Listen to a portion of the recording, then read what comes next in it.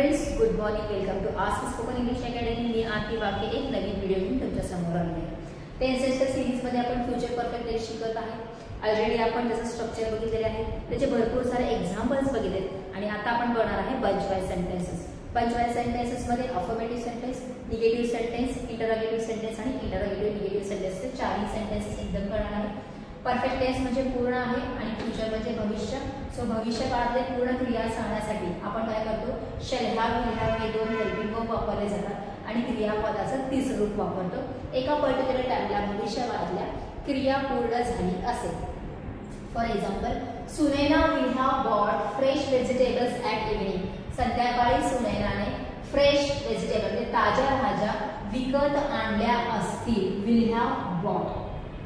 Sunaina will not have bought fresh vegetables at evening. संध्याकाळी सुनैनाने ताज्या भाज्या विकत आणल्या नसतील. प्रश्न विचारत असताना विल हॅवला दोघांना आपण सेपरेट केलेला आहे. विल हेल्पिंग वर्ब आहे, तो पहिल्यांदा आलेला आहे आणि हॅव जे आहे ते सब्जेक्टच्या नंतर आहे. So will Sunaina have bought fresh vegetables at evening. संध्याकाळी सुनैनाने ताजी भाजी विकत आणली आहे का, असेल का. आणि will Sunaina not have bought fresh vegetables at evening. संध्याकाळी सुनैनाने फ्रेश व्हेजिटेबल्स आणले नसतील का. विल आणि नॉटला आपण इथं सेपरेट घेतलेला आहे. विल नॉट करत असताना अगेन इथं विल फक्त पहिल्यांदा आलेला आहे. प्रश्न विचारत असताना फक्त विल पहिल्यांदा येतो हेल्पिंग वर्ब म्हणून. नंतर येणारे प्रत्यय असतील, निगेटिव्ह फॉर्म्स असतील, वर्ब असतील, ते सगळे सब्जेक्टच्या नंतर येणार आहेत.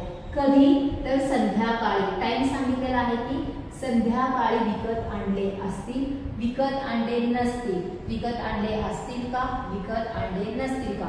बाय हे क्रियापद आहे, त्याचं तिसरं रूप घेतलेलं आहे. Buy, bought, bought. इथे जर ब्रॉट आलं असतं तर ते झालं असतं ब्रिंगचं तिसरं रूप आणि फक्त आणले असते असं झालं असतं.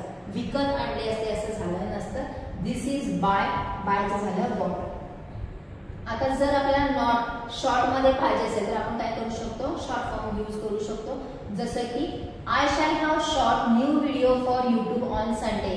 रविवारी मी यूट्यूब साठी नवीन व्हिडिओ शॉट केले असेल. शूटचं तिसरं झालं shot. I shan't have shot new video for YouTube on Sunday.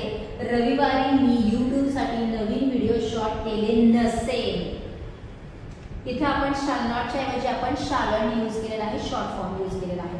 प्रश्न विचारत असताना shall I have shot new video for YouTube on Sunday.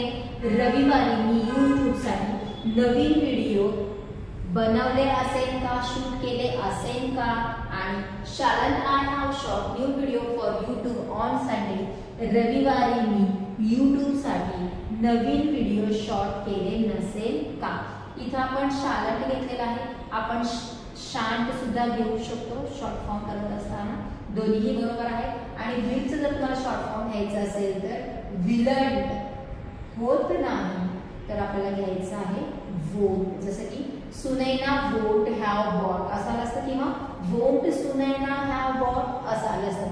Short form किंवा लॉंग फॉर्म दोन्हाला जो इझी वाटतो बोलताना लिहित असताना तो यूज करा. दोन्हीचा अर्थ एकच आहे. फक्त शॉर्ट जर घ्यायचा असेल तर तो स्टार्टिंगला येणार आहे, पूर्ण नॉट स्टार्टिंगला येणार नाही. जसं की will not Sunaina, shall not I असं येणार नाही, ते रॉंग होतं. जर तुम्हाला नॉट प्रॉपरली घ्यायचाच असेल तर तो सब्जेक्टच्या नंतर घ्या. नाही मला नॉटची गरज नाहीये, मला शॉर्ट फॉर्म घ्यायचा आहे तर तो स्टार्टिंगला येणार आहे एनटीच्या रूपामध्ये. So these are the 2 sentences ज्याच्यामध्ये आपण 8 सेंटेन्सेस केले.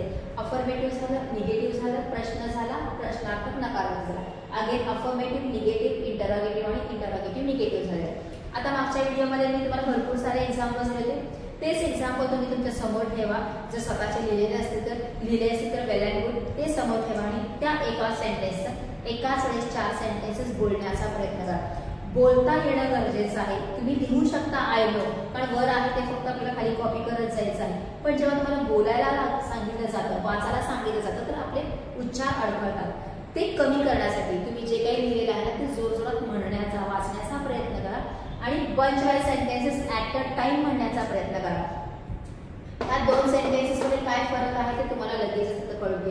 सो रिडिंग, रायटिंग आणि स्पीकिंग जसं महत्वाचं आहे तसंच रिडिंग करा माझे सेंटेन्सेस, रायटिंग करा जे माझे सेंटेन्सेस आहेत आणि परत तुम्हाला स्पीकिंग करताना त्याचा काय होणार आहे, उपयोग होणार आहे.